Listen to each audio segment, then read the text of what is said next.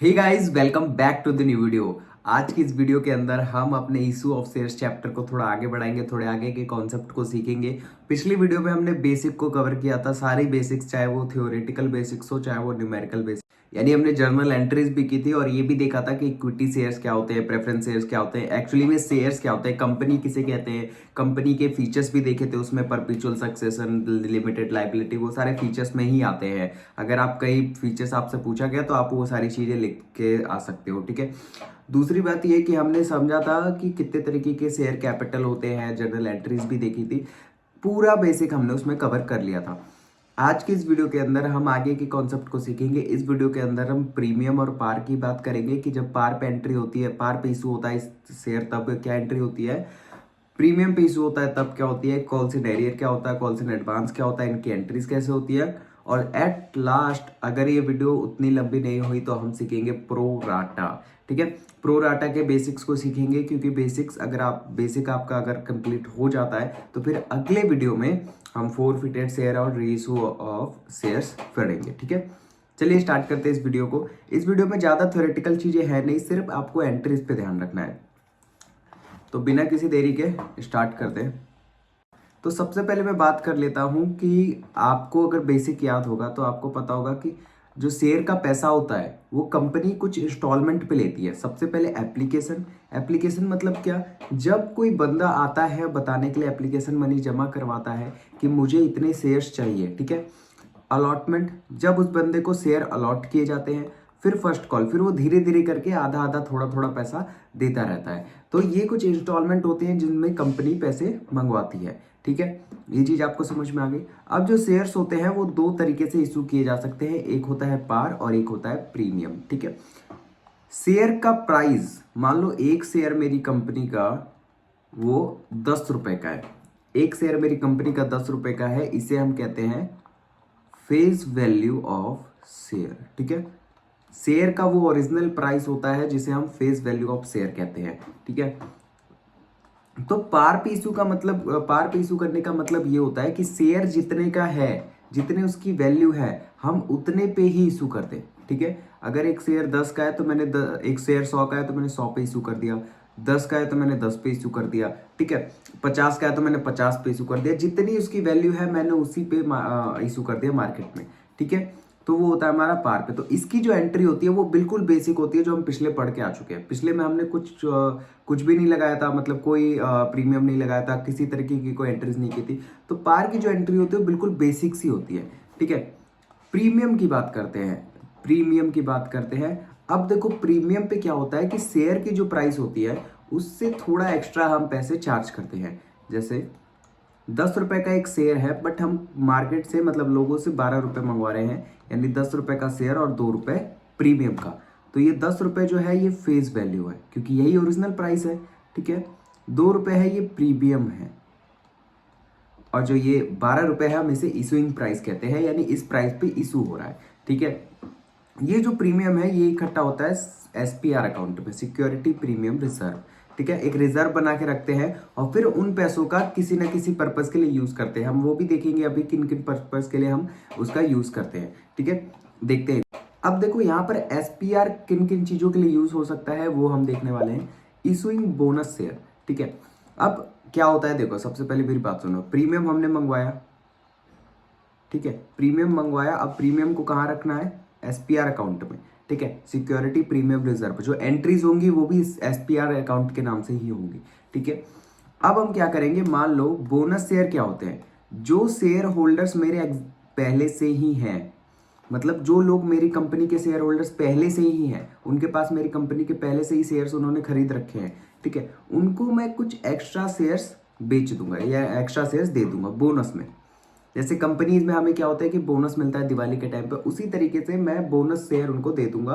तो उसका जो खर्चा होगा वो किससे उठाऊंगा, मैं एसपीआर से, प्रीमियम से जो पैसे मिले उससे, ठीक है। अब बोनस शेयर क्यों कंपनी देती है, ये मन में आपका आ रहा होगा कि बोनस शेयर देने का क्या मतलब है, इससे तो कंपनी को घाटा हो जाएगा। उसी शेयर को अगर मार्केट में बेच देती तो उससे फंड आ जाता, और फंड आ जाता तो मतलब जाहिर सी बात है कैपिटल इंक्रीज होता। देखो क्यों देती है मैं बताता हूं आपको। मान लो आपकी कंपनी के 100 शेयर होल्डर्स हैं, मान लो आपकी कंपनी के 100 शेयर होल्डर्स है और आप अभी 2 शेयर और है जो आप बेचना चाह रहे हो, ठीक है, ये आपके कंपनी के पास अभी 2 शेयर और है, ठीक। तो अगर आप इन शेयर को भी मार्केट में इशू कर दोगे, इन शेयर्स को भी मार्केट में अगर इशू कर दोगे, तो जो आपके टोटल शेयर होल्डर्स हो जाएंगे वो मे बी 102 हो जाए, ठीक है, सही बात बता रहा हूँ। पहले शेयर होल्डर्स कितने हैं, 100 हैं, और जो 2 शेयर हैं जो आप मार्केट में अगर इशू कर दोगे तो वो खरीद लेगा कोई ना कोई, तो 102 शेयर होल्डर हो जाएंगे। यानी जो आपकी ऑनरशिप है, यानी जो आपका मालिकाना हक है, वो और ज़्यादा फैल जाएगी और ज़्यादा एक्सपेंड हो जाएगी, ठीक है। अभी मैं और मेरे दोस्त बिजनेस कर रहे हैं, तो मैंने और उसने मिलकर बिजनेस किया है, तो ठीक ठाक चल रहा है सब कुछ। फिर क्या हुआ कि फिर हम इसी तरीके से शेयर्स बांटते गए, तो इसी तरह 100 मालिक बन जाएंगे, तो चीज़ें और कॉम्प्लिकेटेड हो जाएंगी, ठीक है। तो अगर कंपनी ये नहीं चाहती कि वो अपने ऑनरशिप को ज़्यादा एक्सपेंड करे, ऑनरशिप को ज़्यादा बांटे, तो वो क्या करेगी, इन्हीं 2 शेयर्स को इनको ऑफर कर देगी जो पहले से ही शेयर होल्डर्स है, ठीक है। आगे समझ कि बोनस शेयर एक्चुअली में क्यों इशू होता है। तो इसका जो खर्चा होता है वो कहाँ से आता है, प्रीमियम SPR अकाउंट से। ऐसे एक्सपेंसेस, देखो होता क्या है कि कुछ कुछ ऐसे एक्सपेंसेस होते हैं छोटे मोटे जो मतलब कॉर्पोरेशन से पहले यूज होते हैं, इनकॉर्पोरेशन से पहले यूज किए जाते हैं, ठीक है। तो उन एक्सपेंसेस को फुलफिल करने के लिए, रिटर्न ऑफ करने के लिए प्रीमियम का यूज किया जाता है। Writing of discount and issue of shares and debentures, ठीक है। अब होता क्या है कि जब हम इस शेयर्स को, जब हम डिबेंचर्स को डिस्काउंट पे इशू करते हैं, मान लो 10 रुपए का एक शेयर है, मैं उसे 8 रुपए के डिस्काउंट, 8 रुपए में इशू कर रहा हूँ, यानी 2 रुपए का डिस्काउंट, ठीक है। तो जो ये 2 रुपए हैं, ये जो मेरा घाटा हुआ है, घाटा तो हुआ ही है ना। आप अगर कोई चीज़ 10 रुपए में बेचते और अब आप वो चीज़ 8 रुपए में बेच रहे हो, तो जो 2 रुपए आपने डिस्काउंट दिया वो आपको तो मिला नहीं, तो एक तरीके से घाटा ही होगा ना। तो ये जो 2 रुपए हैं, ये कहाँ से रिटर्न ऑफ करेंगे, इसकी भरपाई कौन करेगा, SPR अकाउंट करेगा, ठीक है। बायबैक ऑफ शेयर्स, ये बायबैक ऑफ शेयर्स मैंने आपको पिछली वीडियो में भी बताया था, मतलब डिटेल में नहीं बताया था, अभी थोड़ा मैं आपको ओवरव्यू दे देता हूँ बायबैक ऑफ शेयर्स क्या होते हैं। देखो होता क्या है कि अभी मैंने जैसा बताया कि कि कंपनी अगर अपने ओनरशिप को ज़्यादा एक्सपेंड नहीं करना चाहती, या कंपनी अपने शेयर होल्डर्स, मान लो कोई ऐसा एग्जांपल की बात बताता हूँ, एग्जांपल से आपको समझ में आ जाएगा, ठीक है। राम नाम का एक बंदा है, ठीक है, राम नाम का एक बंदा है जिसके पास 100 शेयर्स है, 100 शेयर्स है। अब इस बंदे को इतनी जरूरत पड़ गई कैश की कि ये अपने 100 शेयर्स को बेचने जा रहा है, ये अपने शेयर्स को बेचने जा रहा है। कहाँ बेचेगा ये, सेकेंडरी मार्केट में, सेकेंडरी मार्केट में। सेकेंडरी और प्राइमरी मार्केट क्या होते हैं, एकदम शॉर्ट में बता रहा हूँ। प्राइमरी मार्केट वो होता है जब कंपनी डायरेक्टली बायर्स को शेयर्स बेचती है, जब कंपनी पब्लिक को डायरेक्ट बेचती है, मतलब शेयर्स बेचती है, तो वो प्राइमरी मार्केट होता है, कंपनी से डायरेक्ट बायर पे है, ठीक है। और वहीं दूसरी जगह जब बायर, जब शेयर होल्डर ही किसी और को बेच दे, तो वो क्या होती है, सेकेंडरी मार्केट। जैसे एग्जांपल है मारुति सुजुकी कार, अगर मैं जाके कंपनी से खरीद रहा हूँ, मैं जाके कंपनी से खरीद रहा हूँ, तो वो क्या हो गया, प्राइमरी मार्केट, ठीक है। अब मैंने अपनी कार दूसरों को बेच दिया, सेकेंड हैंड या जो भी, ठीक है, तो ये सेकेंडरी मार्केट हो गई, समझ में आया। तो ये राम नाम का बंदा अपनी 100 शेयर्स को सेकेंडरी मार्केट में बेचने जा रहा है। कंपनी को ये बात पता लगी, या कंपनी को पता थी ये बात, तो कंपनी ने क्या किया, कंपनी क्या करेगी, कंपनी खुद ही इन सेकेंडरी मार्केट में जाके अपने शेयर्स को वापस खरीद लेगी राम से, ठीक है। उन्हीं 100 शेयर्स को कंपनी वापस खरीद लेगी, क्यों, क्योंकि कंपनी नहीं चाहती कि उनके कंपनी के शेयर होल्डर्स और ज्यादा बढ़े, ठीक है, या कंपनी और उन्हीं शेयर्स को दोबारा लेकर अपने शेयर्स बढ़ाना चाहती हो। क्या पता जो मालिक खरीद रहा हो वो चाहता हो कि मेरी ऑनरशिप और ज्यादा एक्सपेंड हो, ठीक है, मतलब मेरे पास और ज्यादा एक्सपेंड हो, ठीक है। तो कंपनी अपने शेयर्स को बाय बैक कर लेगी। अब खरीदने के लिए क्या चाहिए, मनी। मनी कहाँ से आएगा, तो जो प्रीमियम इकट्ठा कर रखा है, मनी वहां से आएगा। Writing of under writing commission and brokerage commission, होता क्या है एक्चुअली में कि मैं अपनी कंपनी के शेयर्स इशू कर रहा हूँ, ठीक है। अब कंपनी के शेयर्स जब तक बिकेंगे नहीं, कंपनी के शेयर्स जब तक कोई बाय नहीं करेगा, तब तक मेरे पास कैपिटल नहीं आएगा, ठीक है। जब तक मेरे पास कैपिटल नहीं आएगा, तो अब कैपिटल नहीं आएगा तो मुझे दिक्कत होगी अपने बिजनेस ऑपरेशंस को रन करने में, ठीक है। तो मैं क्या करूंगा, मैं हायर करूंगा कुछ ब्रोकर्स, दलाल जिसे कहते हैं, ठीक है, कुछ ब्रोकर्स हायर करूंगा, या मतलब अंडर राइटर्स हायर करूंगा, underwriters company, underwriting companies hire करूंगा। तो उन्हें मेरे को कमीशन देना पड़ेगा। वो क्या करेंगे, वो मेरे शेयर्स को बिकवाएंगे और उन्हें मेरे को क्या देना पड़ेगा, कमीशन देना पड़ेगा। तो कमीशन का पैसा कहाँ से आएगा, सिक्योरिटी प्रीमियम रिजर्व से। देखो इतने सारे यूजेस हैं, आपको ये सारे यूजेस याद रखने होंगे, ठीक है। तो अब बढ़ते हैं हम एंट्री की तरफ। एंट्री पढ़ के फिर आगे की ओर प्रोसीड करेंगे। एंट्री अब स्टार्ट करते हैं। देखो एक क्वेश्चन लेते हैं एप्लीकेशन। देखो पहले अभी तो मैं जो एंट्री करवा रहा हूँ तो ठीक है, क्वेश्चन के साथ साथ calls in arrear, calls in advance और प्रीमियम, इन तीनों के लिए मैं एक क्वेश्चन ही कराऊंगा आपको और उसे एक क्वेश्चन में ही सारी चीजें कंप्लीट हो जाएंगी। क्योंकि मुझे पता है कि कितना भी अगर आप पढ़ रहे हो, कितना भी एग्जाम्पल से समझ लो, बट जब तक आप एक क्वेश्चन नहीं करते हो ना, जब तक आप क्वेश्चन का एग्जाम्पल नहीं लेते हो, तब तक दिमाग में चीजें जाती नहीं है अच्छी तरीके से। ठीक है, एप्लीकेशन, अलॉटमेंट, फर्स्ट कॉल। ठीक है, फर्स्ट को यहाँ पे फाइनल मान लेते हैं क्योंकि उसके बाद कंपनी पैसे देती है। तो अब हुआ क्या है कि एप्लीकेशन पे 2 रुपये आए हैं। ठीक है, एप्लीकेशन पे 2 रुपये चाहिए। एक शेयर है पूरा 10 रुपये का। ठीक है, एक शेयर कितने रुपए का है? 10 रुपये का। 1000 शेयर कंपनी ने इशू किए हैं। 1000 शेयर कंपनी ने इशू किए। अब अलॉटमेंट पे वो मंगा रहा है 7 रुपये, सॉरी 7 रुपये ज़्यादा हो जाएगा, 5 रुपये, जिसमें से 4 रुपये जो है वो फेस वैल्यू है और 1 रुपये चाहिए एज अ प्रीमियम। ठीक है, समझ में आया? 2 रुपये का यहाँ पे एप्लीकेशन है, 5 रुपये का अलॉटमेंट है, जिसमें से 4 रुपये फेस वैल्यू है और 1 रुपये प्रीमियम है। ठीक है, ये टोटल कितने हो गए? 7, 3। तो ये टोटल जो होगा वो 11 होगा। इसमें से 10 रुपये जो फेस वैल्यू है, ये देखो यहाँ पे है ना 1 शेयर, और 1 रुपये हमारा प्रीमियम का होगा। ये आपको ऐसे करके दिखाना पड़ेगा वहाँ पे, ताकि क्लियर हो जाए, जो भी चेक कर रहा हो उसे क्लियर तो हो कि भाई आपने क्या किया क्या है। तो इस तरीके से दिखाना पड़ेगा कि ये जो है ऐसे लिखना मत, या इतना कर दो कि ठीक है, इशूइंग प्राइस है, ये फेस वैल्यू है और ये प्रीमियम है। ठीक है, तो चलो अब इसकी एंट्री करते हैं। तो पहले की एंट्री जो होगी, मैंने क्या बताया था, bank account debit to share application account. ठीक है, सीधी सीधी बात है, टू शेयर एप्लीकेशन अकाउंट। पूरी एंट्री उम्मीद करता हूं आपने पिछली वीडियो में सीख लिया होगा और उसे रिवाइज कर लिया होगा। अब 1000 शेयर है 2 रुपए के लिए, 2000 2000। ठीक है, दूसरी एंट्री क्या होगी? Share application account debit to share capital account. ठीक है, ये भी 2000। इसमें कोई चेंज नहीं आएगा। जिस इंस्टॉलमेंट पे प्रीमियम ऐड होगा, जिस इंस्टॉलमेंट पे प्रीमियम इंक्लूड होगा, उसी की एंट्री में चेंज आएगा, वो भी बहुत थोड़ा सा चेंज आएगा, एक चीज ऐड ही हो जाएगी, चेंज क्या आएगा। ठीक है, तो ये हो गई हमारी एप्लीकेशन की एंट्री। अब करते हैं मेन एंट्री अलॉटमेंट की। एक और इंपॉर्टेंट पॉइंट याद रखना, अगर क्वेश्चन में नहीं दिया हुआ है कि कौन से मतलब कौन से इंस्टॉलमेंट पे प्रीमियम इंक्लूड है, ऐसा लिख दिया मान लो कि एक शेयर 12 रुपए का है, 10 रुपये इसमें फेस वैल्यू है और 2 रुपये प्रीमियम है, बट ये नहीं बताया कि वो अलॉटमेंट पे है, एप्लीकेशन पे है, फर्स्ट कॉल पे है, तो आपको एज्यूम करके चलना है कि वो अलॉटमेंट पे है। आपको एज्यूम करना है कि अलॉटमेंट पे ही उसका प्रीमियम इंक्लूड है। ठीक है, तो आइए अब हम अलॉटमेंट की एंट्री करते हैं। पहली एंट्री किसकी होती है? कॉल की, ड्यू की एंट्री होती है। Share allotment account debit to share. तो एंट्री में आपको बता देता हूं क्या करना है। एसपीआर में आपको एसपीआर अकाउंट आपको क्रेडिट करना है। एक पॉइंट, पहले पॉइंट, एसपीआर अकाउंट आपको एंट्री में क्रेडिट करना है। ठीक है, जिस भी इंस्टॉलमेंट पे हो, ठीक है, जिस भी इंस्टॉलमेंट पे वो इंक्लूड हो, उसके कॉल वाली एंट्री में, उसके ड्यू वाली एंट्री में आपको क्रेडिट करना है। ये चीज समझ में आ गई? कॉल वाली एंट्री, ड्यू वाली एंट्री क्या होती है, मैं कल से बहुत बार बता चुका हूँ, कल से मीन्स कल वीडियो से। ठीक है, तो ये चीज जो है ये आपको याद रखनी है कि एसपीआर की जो एंट्री होगी वो क्रेडिट होगी। ठीक है, और वो ड्यू वाली एंट्री पे होगी। तो ये हमारी ड्यू वाली एंट्री है अलॉटमेंट की। ठीक है, तो मैं लिखूंगा टू एसपीआर अकाउंट। आपको फुल फॉर्म लिखनी है सिक्योरिटी प्रीमियम रिजर्व। ठीक है, तो इसका आप अमाउंट फिलअप कैसे करेंगे?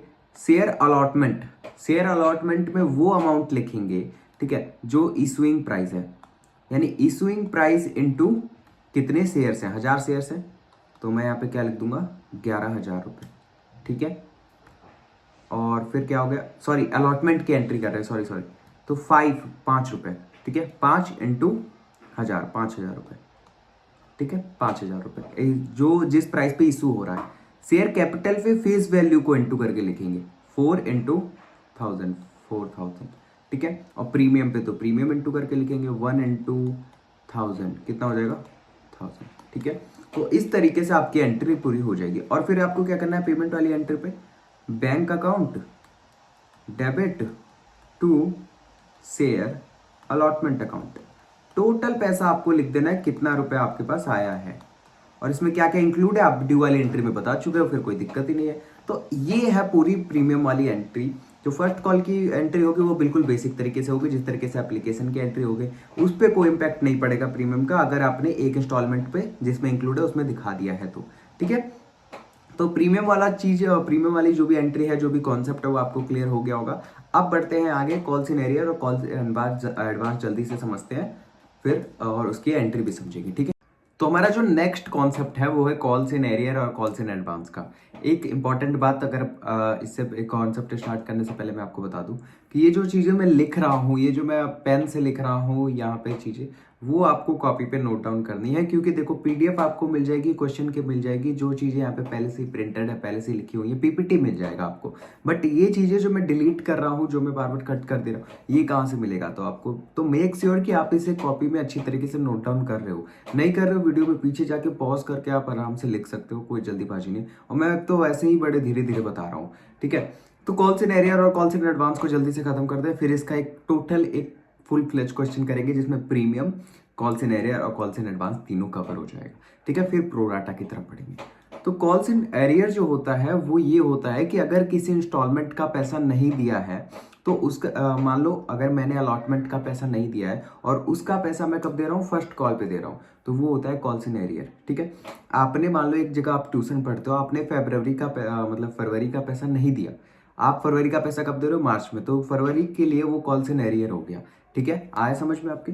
मतलब पैसा चूक गया, वो इंस्टॉलमेंट आपका चूक गया, अब आप उस इंस्टॉलमेंट का पैसा अगले बार दोगे, ठीक है। कंपनी वालों ने क्या किया? कंपनी वालों ने तो सबको एक साथ बोला कि भाई आओ और अलॉटमेंट का पैसा दो, ठीक है। तो बाकी सबने दे दिया, आपने नहीं दिया, ठीक है। यानी आपकी तरफ से जो पैसा आने वाला था वो कंपनी के पास नहीं आया है इस मंथ, वो अगले मंथ आएगा, ठीक है। कॉल्स इन एडवांस ये होता है बिल्कुल उसका अपोजिट। अब हुआ क्या कि आपको ईगो पे बात आ गई, ठीक है। आपको फरवरी में आपके ट्यूशन टीचर ने अच्छा खासा सुना दिया, बहुत बेइज्जती की क्लास वालों के सामने। आप मार्च में गए, फरवरी का पैसा मतलब मार्च में गए, मार्च की फीस दी, साथ में अप्रैल की भी फीस दे दी, ठीक है। यानी एडवांस में दे दिया फीस, और अब आप एडवांस में फीस देने लगे हो। तो अगर मैं अलॉटमेंट के साथ साथ फर्स्ट कॉल का भी पैसा जमा करा दूं तो वो बोलता है कॉल्स इन एडवांस, ठीक है। यानी मैंने एडवांस पे पैसा जमा करा दिया है। एंट्री देखते हैं, एंट्री में क्या क्या होने वाला है इस चीज को देखते हैं। देखो एप्लीकेशन की एंट्री में यहाँ पर देखो, एप्लीकेशन पे भी हो सकता है, लेकिन एप्लीकेशन को मैं एक तरीके से हटा रहा हूँ अभी, ठीक है। अलॉटमेंट और फर्स्ट कॉल की बात है यहाँ पे, तो इन्हीं दोनों की एंट्री पे देखेंगे कि किस तरीके से क्या चेंज आएंगे। उसकी एंट्री पे चेंज नहीं आएगा अगर एप्लीकेशन का नाम नहीं है तो। एग्जाम्पल के लिए मैं मान के चलता हूँ, फर्स्ट कॉल है यहाँ पे मतलब ये 5 रुपए का है और ये भी 5 रुपए का है, ठीक है। एग्जाम्पल के लिए मान के चलते हैं, ये 5 रुपए का, ये 5 रुपए का, 500 शेयर्स हाँ 500 शेयर्स इशू किए हैं कंपनी ने, ठीक है। ये समझ में आ गया। और एक शेयर जो है वो है 10 रुपए का, ये भी समझ में आ गया, ठीक है। तो इसका जो टोटल होगा 10 रुपये होगा। तो इसकी अब एंट्री करते हैं हम। अलॉटमेंट की एंट्री पहले, ड्यू वाली एंट्री, शेयर। एक इंपॉर्टेंट बात बता दूं, एसपीआर अकाउंट ड्यू वाली एंट्री पे होता था, कॉल वाली एंट्री पे होता था क्रेडिट होता था, ठीक है। कॉल्स इन एरियर या कॉल्स इन एडवांस, दोनों में से कोई सी भी एंट्री बैंक की एंट्री पे होगी, पेमेंट वाली एंट्री पे होगी। क्यों होगी मैं आपको एक्सप्लेन करता हूँ। पहली एंट्री जो होती है वो ड्यू की एंट्री होती है, पता है आपको। एप्लीकेशन को छोड़कर पहली जो एंट्री होती है वो ड्यू की एंट्री होती है। और आप बताओ, अगर किसी बंदे ने एप्लीकेशन का ही पैसा जमा नहीं कराया है, अगर किसी बंदे ने एप्लीकेशन मनी ही जमा नहीं कराया तो उसका तो लिस्ट में नाम ही नहीं है ना भाई, तो कॉल्स इन एरियर उस पर हो ही नहीं सकता, है ना। अगर मान लो कि अगर मैं कल को कहूँ कि मतलब ट्यूशन मेरे पास वही पड़ेगा जो पहले से ही एडवांस दे देगा, ठीक है। अगले महीने से क्लासेस उसी की होंगी जो मेरे को पहले ही पैसा देकर चला जाएगा, एप्लीकेशन मनी जमा करा देगा। तो जो नहीं कराएगा मैं उसका नाम लिस्ट पे लिखूंगा ही नहीं कि मैं दोबारा उसे कॉल पे बुलाऊंगा, ठीक है, कॉल करके बुलाऊंगा। तो ये याद रखो कि जो पहली एंट्री होती है वो ड्यू की एंट्री होती है, ये आपको पता है, बुलाने की एंट्री होती है, कॉल की एंट्री होती है। तो जब कंपनी वाले बुलाएंगे तो उनको थोड़ी पता है कि भाई आप पेमेंट करने वाले हो या नहीं करने वाले हो, इस बार आपकी क्या मजबूरी है, उनको कुछ नहीं पता है। वो तो सबको बुलाएंगे ना, वो तो सबको कॉल करेंगे पेमेंट के लिए। तो ड्यू की एंट्री में कोई चेंजेस नहीं होते हैं in case of calls in arrear and calls in advance. किसकी एंट्री पे होती है? पेमेंट के टाइम पे उनको पता चलता है कि भाई इसके तो पैसे नहीं आए हैं, तो पेमेंट की एंट्री पे होता है। ठीक है, share allotment account debit to share capital account. ठीक है, टू शेयर कैपिटल अकाउंट। अब अलॉटमेंट पे 5 रुपए हैं, टोटल शेयर्स कितने हैं? 500, तो 2500 रुपए आने वाले हैं। ठीक है, कंपनी बोलेगी कि भाई मैंने सबको बोल दिया है, अब ये लोग जब पैसे देंगे तो 2500 रुपए टोटल मेरे पास आएंगे। ठीक है, अब करेंगे हम यहां बैंक की entry to share allotment account. ठीक है, टू शेयर अलॉटमेंट अकाउंट। ये चीज समझ में आई? अब देखो आपको क्या करना है, कितने रुपए नहीं दिए हैं, कितने रुपए नहीं दिए हैं। कॉल्स इन एरियर का एग्जांपल कर रहे हैं, तो एक बंदा है अमन नाम का, एक बंदा है अमन नाम का, उसके पास 20 शेयर्स हैं। ठीक है, उसके पास 20 शेयर्स हैं। उसने क्या किया, उसने अलॉटमेंट का पैसा नहीं दिया है, वो अलॉटमेंट का पैसा नहीं दिया है। अब वो उसका मन में है कि मैं फर्स्ट कॉल पे दूंगा। ठीक है, तो 20 × 5 कितना हो गया? 100, यानी 100 रुपए कंपनी के पास नहीं आए हैं। आने कितने चाहिए? 2500। ठीक है, लेकिन 100 रुपए अमन ने नहीं दिए हैं, पे नहीं किए हैं, तो ये कॉल्स इन एरियर हो जाएगा, जो कि डेबिट होगा पेमेंट की एंट्री पे, डेबिट। ठीक है, कितने रुपए? 100 रुपए। ठीक है, 100 रुपए। अलॉटमेंट में पैसे कितने आने चाहिए थे? 2500 रुपए। ठीक है, और बैंक अकाउंट में कितने एक्चुअली में आए हैं? तो 2500 इंटू 2500 माइनस 100 रुपए, 2400। तो इन दोनों का जो सम होगा ये तो आ ही रहा है। ठीक है, ये एक तरीका होता है सही एंट्री सही है गलत देखने का। ठीक है, तो समझ में आया कितने रुपए आपने नहीं, कितने रुपए नहीं आए हैं वो कॉल्स इन एरियर में चला जाएगा। ठीक है, अगर मान लो एग्जाम्पल के लिए मैं यहाँ पे कहता कि एक और बंदा है विष्णु नाम का, ठीक है, उसके पास भी 20 शेयर्स हैं। ठीक है, उसने भी नहीं दिया अलॉटमेंट का पैसा, तो यानी 100 रुपए उसने भी नहीं दिए, तो यहाँ पे हम 200 लिखते और यहाँ पे 2300 लिख देते हैं। ठीक है, जितने रुपए नहीं आए हैं वो कॉल्स इन एरियर में चला जाएगा, और बैंक में एक्चुअली में कितना आया है वो लिख देंगे। ठीक है, अब आगे बढ़ते हैं। अब हम देखते हैं कि इससे फर्स्ट कॉल की एंट्री पे क्या प्रभाव पड़ने वाला है। ठीक है, तो फर्स्ट कॉल की जो पहली एंट्री होगी, ड्यू की एंट्री होगी, वो ऐसे ही होगी, बिल्कुल खत्म, मतलब बिल्कुल बेसिक एंट्री जैसे होती है। ठीक है, जो मेन इंपैक्ट पड़ेगा कहाँ पड़ेगा? बैंक की एंट्री में पड़ेगा। ठीक है, तो बैंक की एंट्री करते हैं हम direct, bank account debit to share first call account. ठीक है, अब यहां देखो, ये यहां पे क्या हुआ है? डेबिट हुआ है, ये यहाँ पे डेबिट हुआ है, तो यही चीज आगे चल के इस वाली एंट्री में क्रेडिट होने वाली है। क्रेडिट हो जाएगी तो ये डेबिट और वो क्रेडिट कैंसिल हो जाएगा पूरी तरीके से। ठीक है, अब आपको अब एक बात बताओ, आपने लिख कर रखा है अपने के हिसाब, मतलब हिसाब पे, घर के डायरी पे, कि भाई इन अंकल ने मेरे से पैसे लिए हैं। ठीक है, तो वो लिख कर रख दिया। अब वो अंकल वापस दे जाएंगे तो वो फिर काट दोगे ना कि हाँ अब कुछ पैसे चुका दिए, अब इसे काट दो। तो उसी तरीके से अकाउंट बंद भी तो करना है, तो कॉल्स इन एरियर अकाउंट। ठीक है, कॉल्स इन एरियर अकाउंट। इसमें अमाउंट कैसे फिलअप करेंगे? कुछ नहीं करना है, कॉल्स इन एरियर में जो है यहाँ पे उसको यहाँ पे फिल करो, 100 रुपए। ठीक है, और कॉल सॉरी 100 रुपए ये रहा, और फर्स्ट कॉल पे कितना, फर्स्ट कॉल पे कितना आना चाहिए? 500 शेयर है, 5 रुपए के हिसाब से 2500 रुपए आने चाहिए। ठीक है, और 100 रुपए एक्स्ट्रा आए हैं, तो दोनों को ऐड करके ऊपर बैंक में एक्चुअली में कितना है? 2600 रुपए आए हैं। ठीक है, तो ये हमारे कॉल्स इन एरियर की एंट्री है। ठीक है, कॉल्स इन एरियर की एंट्री है। अब चलो एक बार कॉल्स इन एडवांस की देख लेते हैं जल्दी जल्दी, उसके बाद फिर आगे बढ़ते हैं। एक और बात, मैं ड्यू की एंट्री बार बार नहीं करूंगा, ड्यू की एंट्री में यहाँ पे कुछ काम नहीं है, तो मैं क्यों करूँ, डायरेक्ट पेमेंट की एंट्री करके आपको बता दूंगा। ठीक है, तो एक बार स्क्रीनशॉट ले लो अगर आपने नहीं किया है तो, या आप क्रॉस करके वीडियो को भी देख सकते हो। कॉल्स इन एडवांस के लिए हम एप्लीकेशन पे मान लेते हैं, सॉरी एप्लीकेशन का तो केस ही नहीं ले रहा है, अलॉटमेंट पे 5 रुपए ही। ठीक है, और फर्स्ट कॉल पे भी 5 रुपए, सेम केस मानेंगे। ठीक है, सेम चीज है। 500 शेयर्स हैं, अमन है जिसने 20 शेयर्स होल्ड कर रखे हैं। ठीक है, अब वो क्या कर रहा है? फर्स्ट कॉल का पैसा अलॉटमेंट पे ही पे कर रहा है। ठीक है, फर्स्ट कॉल का पैसा अलॉटमेंट पे ही पे कर रहा है। तो इस केस में हम क्या एंट्री करेंगे? तो कुछ करना नहीं है आपको, बैंक वाली एंट्री पे बता रहा हूँ मैं आपको। इसकी ड्यू वाली एंट्री कैसे होगी? 500 इंटू 5, यानी कंपनी के पास टोटल 2500 रुपये आने चाहिए। ठीक है, डेबिट। तो ड्यू वाली एंट्री तो सेम हो जाएगी, क्योंकि कंपनी को क्या पता है कि भाई कौन एडवांस है, कौन इतना अमीर हो रहा है जो एडवांस ही देकर चला जाएगा, या कौन ऐसा हो रहा है जो देगा ही नहीं। ठीक है, तो यहाँ पे होगा टू शेयर अलॉटमेंट अकाउंट। ठीक है, ये पहले क्रेडिट होता है, कॉल्स इन एडवांस पहले क्रेडिट होता है, बाद में अगली एंट्री पे, अगले इंस्टॉलमेंट पे आपको इसे डेबिट करना पड़ता है अकाउंट बंद करने के लिए। ठीक है, तो कॉल्स इन एडवांस अकाउंट। ठीक है, कॉल्स इन एडवांस अकाउंट। अब इसमें कैसे अमाउंट फिलअप करेंगे ये देख लो। बैंक अकाउंट में वो अमाउंट लिखेंगे जो एक्चुअली में बैंक में आए हैं। ठीक है, शेयर अलॉटमेंट में मैं वो लिखूंगा जो इस वाले इंस्टॉलमेंट पे आने चाहिए थे, और कॉल इट एडवांस में वो जितने एडवांस जमा कराए हैं। तो बंदे के पास 20 शेयर है, फर्स्ट कॉल पे कितने था? 5 रुपए, तो 20 इंटू 5 यानी 100 रुपए इसने एडवांस जमा कराए हैं।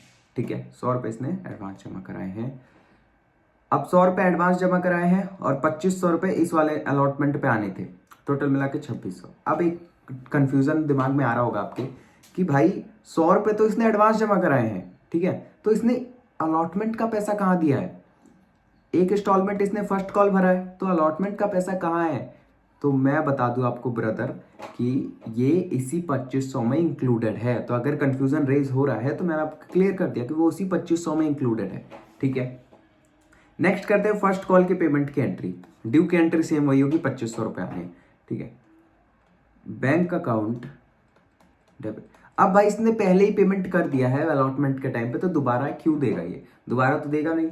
ठीक है, to share first call account, first call account. ठीक है, to share first call account. अब वहां पे वो क्रेडिट था, यहाँ पे डेबिट हो जाएगा, calls in advance account debit. 100 रुपए लिख दो जितने रुपए आए हैं। ठीक है, बैंक अकाउंट में अब थोड़े कम आएंगे, कितने कम आएंगे? 100 रुपए कम आएंगे, तो 2400, और एक्चुअल में कितना आना था? 2500। ठीक है, तो ये टोटल हमारी पूरी calls in advance, calls in arrear और पीआर की एंट्री हो गई। ठीक है, तो चलो जल्दी से एक बार और एक आपसे रिक्वेस्ट है कि प्लीज गिव योर फीडबैक। ठीक है, एक बार कमेंट में बता देना कि क्यों, क्या वीडियो अच्छी लगी, क्या जो मैं बता रहा हूँ आपको, क्या जो कॉन्सेप्ट डिलीवर कर रहा हूँ वो समझ में आ रहा है कि नहीं आ रहा है, फिर मैं उस हिसाब से अपने आप को इम्प्रूव कर सकूँ, उस हिसाब से कंटेंट को इम्प्रूव कर सकूँ।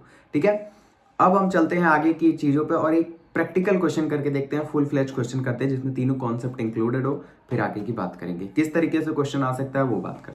तो यहाँ पर हमारे पास एक क्वेश्चन है स्क्रीन पर।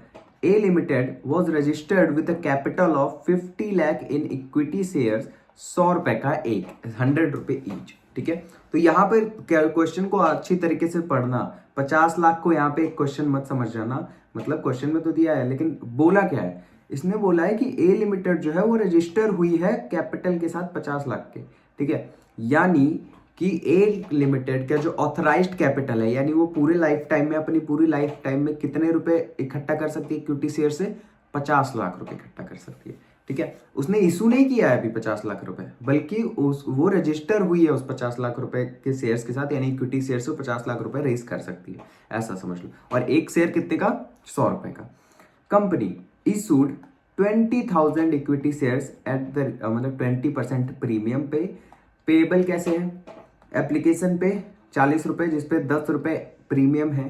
ठीक है, 50 रुपए मतलब अलॉटमेंट पे जिसमें 10 रुपए प्रीमियम है, और फर्स्ट एंड फाइनल कॉल पे 20 रुपए। ठीक है, नीतू एक लेडीज है, एक वुमेन है जिसने 200 शेयर्स हेल्ड कर रखे हैं, 200 शेयर्स खरीद रखे हैं, बट फाइनल कॉल मनी यानी फर्स्ट कॉल का पैसा उसने नहीं दिया है। तो इसमें सारी चीजें इंक्लूड हो गई, यानी कॉल्स इन एरियर इंक्लूड हो गया।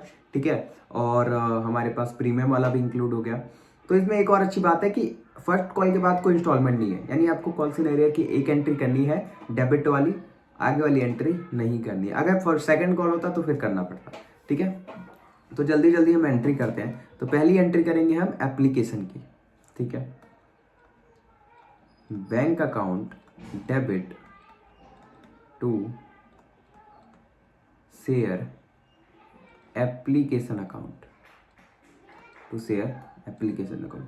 कौन सी एंट्री पे होता है प्रीमियम का जो इम्पैक्ट होता है, वो होता है ड्यू वाली एंट्री पे। ये इसकी पेमेंट की एंट्री है, एप्लीकेशन लिख देता हूँ मैं यहाँ पे, ये इसकी पेमेंट की एंट्री है, ठीक है। तो कितने रुपए आने चाहिए, टोटल शेयर्स है यहाँ पे 20,000, ठीक है। तो 20,000 इंटू 40, 8 लाख, 8 लाख ही होता है ना, हाँ 8 लाख, ठीक है। फिर अब इसकी करेंगे हम ड्यू की entry, share application account debit to share capital account, ठीक है। ओ सॉरी, अब हम इसमें एसपीआर भी जोड़ना है, एसपीआर अकाउंट, ठीक है। इसमें एसपीआर भी इंक्लूड करना है। तो एसपीआर कितने का है, 10 रुपए का है, ठीक है। तो 20,000 इंटू 10, 20,000 इंटू 10 कितना होगा, 2 लाख, ठीक है। फेस वैल्यू कितनी है, 30 रुपए की। अब एक बात बताओ, 40 रुपए का शेयर है, ठीक है। यहाँ पे 30 प्लस 10 हो गया, 50 रुपए का शेयर है, तो ये 40 प्लस 10 हो गया। इसी तरीके का कुछ स्ट्रक्चर है ना इंस्टॉलमेंट की पेमेंट का, ठीक है। तो फेस वैल्यू हमारे पास 30 रुपए है, तो ये 6 लाख रुपए हो गए, ठीक है। और टोटल मिला के हमारे पास कितने आने चाहिए थे, 8 लाख रुपए। तो ये हमारी हो गई एप्लीकेशन की एंट्री, ठीक है। अलॉटमेंट की एंट्री करते हैं। पहली वाली entry, share allotment account to share capital account, और इसी में होगी प्रीमियम वाली एंट्री, टू एसपीआर अकाउंट, क्योंकि ये ड्यू वाली एंट्री है, ठीक है। तो फेस वैल्यू को इससे इंटू करना है, शेयर कैपिटल पे फेस वैल्यू को इंटू करना है, यानी 20,000 इंटू फेस वैल्यू कितना है 40, तो यहाँ पे हो जाएगा 8 लाख, ठीक है। एसपीआर 10 रुपए का, 20,000 कितना, 2 लाख। तो टोटल अमाउंट कितना आना चाहिए, 10 लाख रुपए, ठीक है। बैंक की एंट्री साफ साफ हो जाएगी, to share allotment account 10 lakh, 10 lakh, ठीक है। ये अगर आपको दिख नहीं रहा होगा मेरी वजह से, तो मैं आपको बता दूं, ये bank account debit to share allotment account लिखा है 10 लाख रुपए का, ठीक है। अब हमें करना है शेयर्स फर्स्ट कॉल अकाउंट की, ठीक है, जिसमें क्या हुआ है कि जिसमें नीतू नाम की लेडीज ने अपना पेमेंट नहीं किया है फर्स्ट कॉल का, ठीक है। फर्स्ट कॉल का पेमेंट नहीं किया है, तो वो हम एक बार देख लेते हैं।